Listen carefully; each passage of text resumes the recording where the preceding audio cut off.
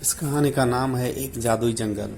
ایک دفعہ کا ذکر ہے کہ ایک دور دراز علاقے میں ایک خوبصورت جنگل تھا جسے جادوئی جنگل کے نام سے جانا جاتا تھا۔ جادوئی جنگل دنیا کے کسی بھی جنگل کے برعکس تھا، کیونکہ یہ جادوئی مخلوق، بات کرنے والے جانور اور اندھیرے میں چمکنے والے چمکتے پھول سے بھرا ہوا تھا۔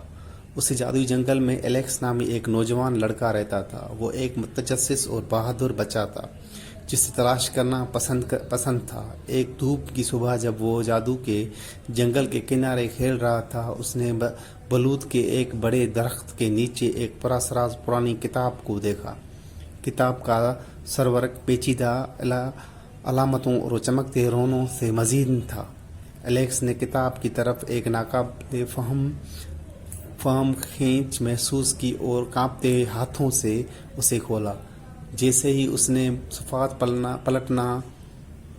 پلٹائے، اس نے دریافت کیا کہ کتاب میں ایک خفیہ نقشہ ہے جس کی وجہ سے جادوئی جنگل کے دل میں اندر ایک پوشیدہ خزانہ ہے۔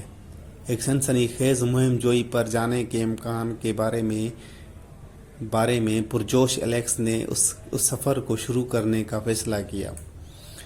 اپنے ہاتھ میں نقشے کو مضبوطی سے پکڑے ہوئے الیکس گھنی جنگل میں چلا گیا۔ راستے میں اس کا سامنا دوستانہ بات کرنے والے جانوروں سے ہوا، جیسے اولیور نامی عقلمند الو، فلیکس نامی ایک شرارتی لومڑی اور سیمی نامی ایک چنچل گلہری۔ انہوں نے اس کے ساتھی بننے اور جادو کی دنیا میں اس کی رہنمائی کرنے کی پیشکش کی۔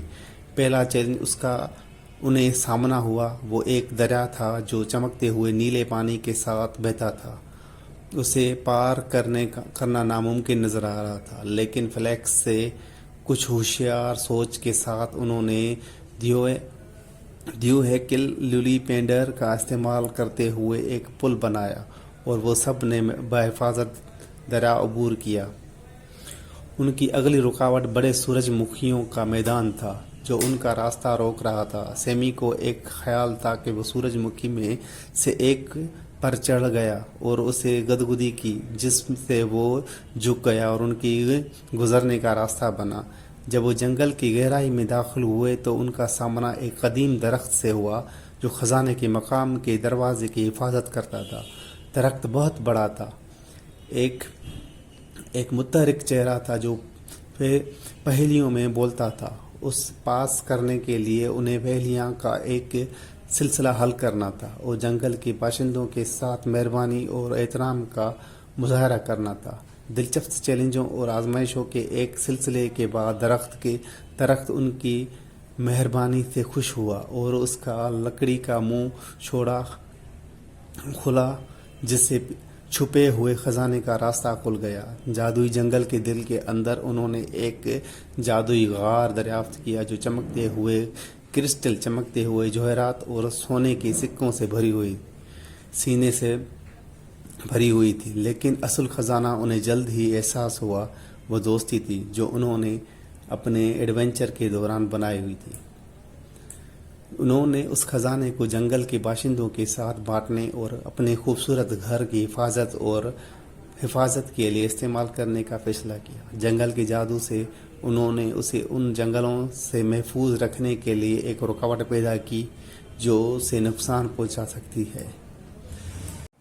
جیسے ہی سورج غروب ہوا، الیکس اور اولیور، فلیکس اور سیمی جنگل کے کنارے پر واپس آئے جہاں انہوں نے اپنا سفر شروع کیا تھا۔ الوداع کہتے ہوئے الیکس نے اپنے بنائے ہوئے شاندار دوستوں اور غیر معمولی مہم جوئی کے لیے شکر گزاری کا ایک تلخ احساس محسوس کیا۔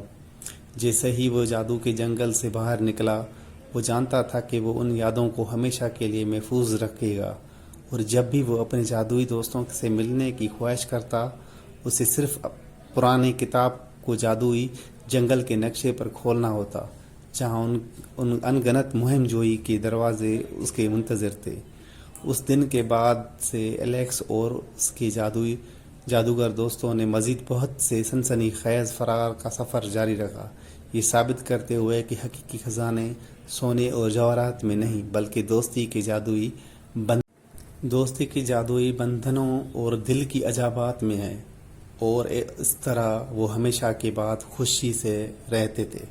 اسے ہی اس جنگل کی کہانی مکمل ہوتی ہے. انشاءاللہ آگے بھی ایسی بہت اچھی اچھی کہانیاں آپ کو پیش کروں گا. اور آپ کو یہ کہانی اچھی لگے تو میرے چینل کو لائک کر دیں اور سبسکرائب کر دیں.